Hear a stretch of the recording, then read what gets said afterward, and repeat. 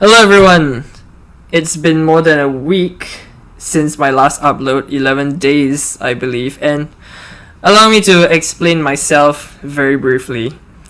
In this video, you see on the screen here, it has spiked in views way beyond my expectations, and to that I'm deeply grateful for all the support for this story-based video that I hold.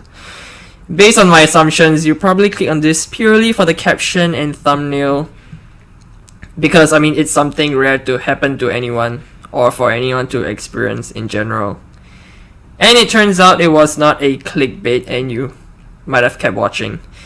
Nevertheless, I've never had any video of mine reach over 500 views, so to you I'm very humbled that you enjoyed this little storytelling video of mine. I'll definitely tell it later a bit better in the future, again, when I'm not playing games, because I'm now aware that I get quite distracted mid-storytelling to focus on the game as well as telling the story. As for this video, I didn't want to show the Batman trailer to get copyright striked or potentially demonetized, so I'll be just showing this live counter of that spiked video that I mentioned, and well, if the views go up and likes go up, we'll see, but having nothing on screen to do helps me to explain things a lot better. So, because of this rising video, I was quite stressed thinking about how to follow up on this recent video, whether to tell stories, whether to show gameplay videos, vlogs, etc. But I've realized that I could actually do movie reviews as well. So for this particular video, I'm going to be doing a review on The Batman, the most recent Batman movie that released on 3rd March 2022. I live in Singapore, so it was actually released on that day. Before I begin, allow me to say that there will be spoilers, so don't watch or listen to this video if you don't want spoilers. Alright, firstly, let's talk about Robert Pattinson playing Batman, the man himself from Twilight. I'll give you a small impression of how so-called dramatic Batman was in the movie. If you can't tell, I'm being sarcastic because he wasn't that dramatic. Anytime anyone asks who he is, be it the thugs or random citizens on the streets, who would he say? That's right, he will reply with vengeance. And most of his facial and emotional expressions would be just staring to the left, and then staring to the center, and then staring to the right, and then staring to the left again. Like, you get what I'm trying to say. It's as if he's desperately trying to find his wallet, but he's so sure that it's in his pockets, and he's like staring to see if anyone around him might have taken his wallet, or he might have left his oven on or something. Not only that, but Robert Pattinson's acting in his Batman suit was exactly the same to me as how he was when he took off the mask playing Bruce Wayne. Which does seem odd since the previous Batman movie actors playing Batman were relatively different on and off mask. Despite this though, I honestly feel like more expressions could have been acted out whether on or off mask, because it was kind of boring to see him just being emo all the time, panda eyes for most of the moments of this long movie. If it was a long movie, I'd rather have the main character show more than just being emo and staring left and right. So, honestly speaking, that to me is how I feel his facial expressions were throughout the whole movie. He didn't say many lines, in my opinion, but if that's because he's Batman, I guess that's understandable to some extent, because Batman wouldn't typically be very chatty. But even when he wasn't wearing his mask, I felt like he could have definitely had more lines for a 2-hour, 56-minute movie, which is really close to the Avengers Endgame movie of 3 hours and 2 minutes. Now, moving on to the Riddler, or rather the concept of the movie with the Riddler involved. I personally felt like I was watching Scooby-Doo, but with Batman obviously, as the main character figuring out the clues and leading up to the suspect. However, I will admit though, that the action scenes were definitely quite a spectacle to watch. You know, seeing him fight thugs, the car chase scene with the Penguin was pretty good, Batman using his flight suit, Batmobile, Batcycle, I think.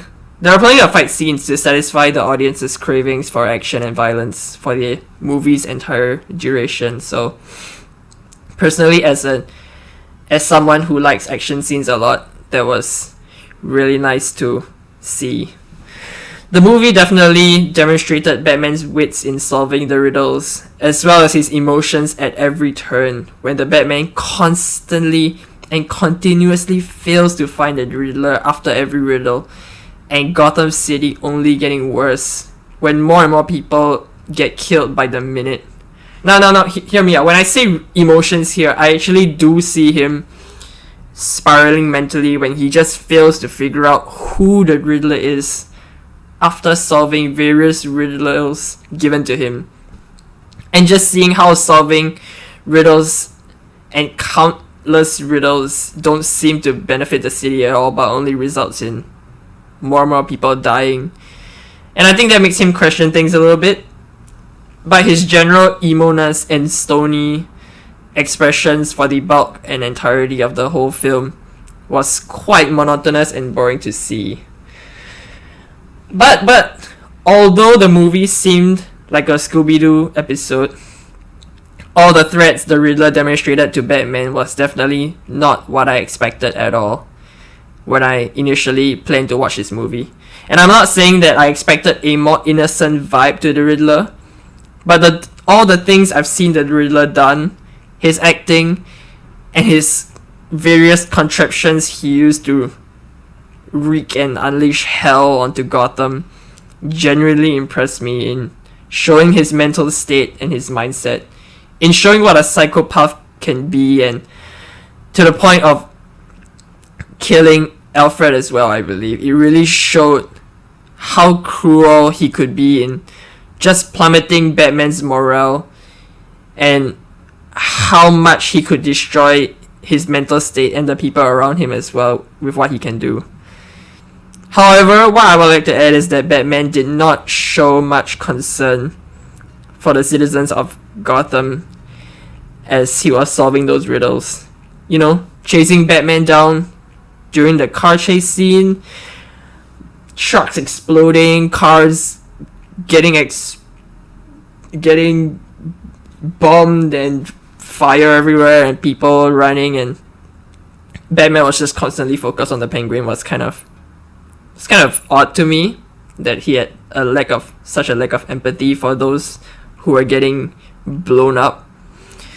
However, what I would like to add though is that Batman didn't show much concern for the citizens of Gotham as he was solving those riddles as well. And he solved so many riddles, and I think his mindset was probably just like, okay, I gotta stop this guy. If I can just take this guy down, take him to the asylum, or even kill him, people will stop getting killed by his tricks. And even if people are being killed in the process, as long as I kill this guy, their deaths are worth it. Kind of mentality. Which if you were Batman, it would be understandable to some extent, seeing how tough it is to find a Riddler. It's not easy to have a heart of empathy to those that died in the process, and have some of your mind spaced away from the Riddler to have some concern for those who died. I don't think that would make a whole lot of sense, but the movie could have definitely showed the Batman having more empathy for the citizens who were dying.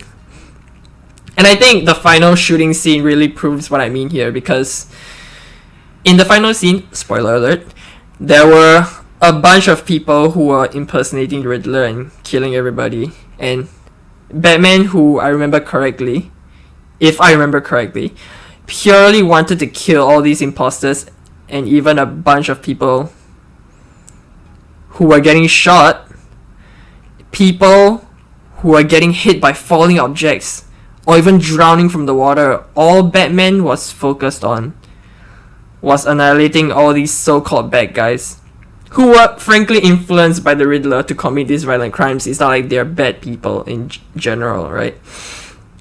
I mean, sure, Batman helps to lead the people who are at the bottom that survived get back to land and get back to safety.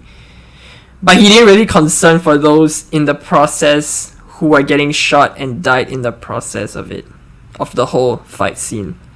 It was only saving those who survived after the entire fight scene was over. So it does seem like he has no choice, because if he keeps concerning for citizens, he wouldn't be able to exactly achieve his ultimate goals as easily. If he kept stopping to tend to like injured casualties or countless lives lost from the Riddler's crazy antics. But to be honest, I initially was hesitant watching this movie because I'm not exactly a huge fan of Batman in general. Sorry, Batman fans. Because I always like to compare superhero powers and which one is stronger. And I mean, Batman, his armor is durable, it can negate gunfire, sure, he has many weapons, grappling, Batmobile, Batcycle. But if I would compare him to like Scarlet Witch, right?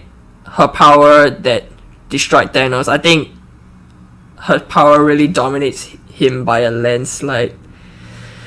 So I was hesitant because Batman isn't as strong for me, and also being a 3-hour movie, I was under the assumption that I'll be bored.